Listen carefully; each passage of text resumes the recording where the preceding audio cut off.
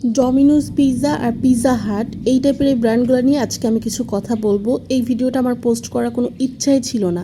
এই ভিডিওটা বিগত আরও 10 থেকে 9 মাস আগের ভিডিও, বাট আমি চেয়েছিলাম এই ভিডিওগুলো আমি পোস্ট করব না, কিন্তু কিছু জিনিস দেখে আমি আজকে আবার পোস্ট করতে ভিডিওটা বাধ্য হচ্ছি।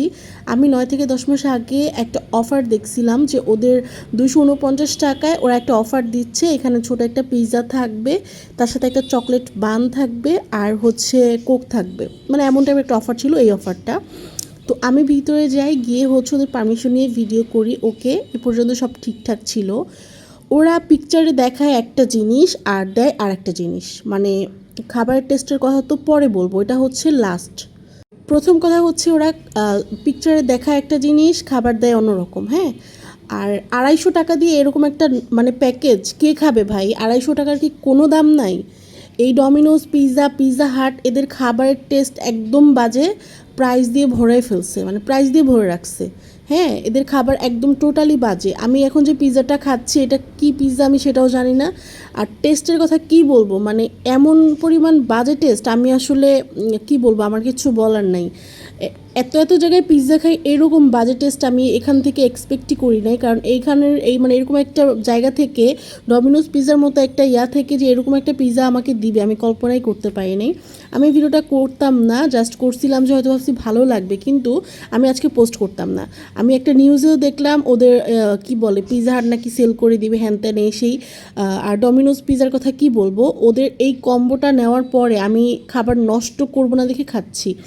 ওদের খাবার এত পরিমাণ বাজে, মানে টেস্টলেস পুরা। মানুষ টাকা দিয়ে খাবার খেতে আসে একটু নিজেকে খুশি করার জন্য বা একটু ভালো লাগে যেন, এই জন্যই আসে, কিন্তু এদের খাবারের এমন টেস্ট, এটা খেয়ে মানুষের মন আরও খারাপ হয়ে যাবে। কারণ টাকা দিয়ে খাবার কিনে সবাই চায় যে খাবারটা যেন মজাদার হয়। সো আমার কিছু বলার নাই। এদের খাবারের বাজেট টেস্টের জন্য আমি আসলে এখানে আর জীবনে যাই নাই। ওই যে লাস্ট গেছি আর যাই নাই কখনো। এরপরেও তারা অনেক অনেক অফার দিছে, বাট আমি যাই নাই। এই টোটাল কম্বোটার মধ্যে 2টা খাওয়ার জিনিস ছিল। একটা ওই পিৎজাটা আর চকলেট বানটা। চকলেট বানটা ঠিক আছে, ওইটা চকলেট দিয়ে ভরা, চকলেট এমনিই মজা লাগে, সো বানের সাথে খাওয়াই যায়। কিন্তু পিৎজাটার এমন একটা অবস্থা করছে, আমি আসলে খাবার ওয়েস্ট করতে চাচ্ছিলাম না কোনোভাবে, এই জন্য খাচ্ছি। আপনারা মানুষের কাছে টাকা নিয়ে যদি টেস্টলেস খাবার দেন, তাহলে তো মানুষ ওই বাসায় বসেই খাইতে পারে। আপনাদের ওখানে যাওয়ার কি দরকার? মানুষ কেন যায় রেস্টুরেন্টে? একটু মজাদার খাবার কেন খেতে চায়? যাতে মন ভালো থাকে, বা নিজেকে একটু মাঝে মাঝে মানুষ কি বলে সেলফ প্যাম্পার করতেও অনেক সময় রেস্টুরেন্টে যায়, যে না আজকে আমি আমার মন ভালো করার জন্য খাবার খাবো।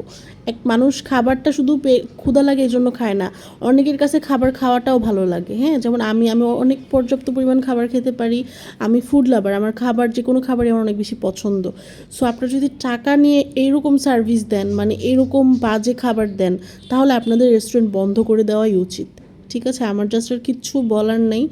আমি কালকে একটা নিউজে দেখলাম, এই জন্য আজকে ভাবলাম যে ভিডিওটা আমি পোস্ট না করলেই না, আমি পোস্ট করে দিই। জাস্ট এই চকলেট বানটা এখানে খাওয়ার মতো ছিল। আর কোকাকোলা তো ওদের কোনো কিছু না। কোকাকোলা ওরা ওই বোতল থেকেই ওদের নিজেদের বানানো প্যাকেটে ঢেলে প্যাকেজিং করে সার্ভ করে।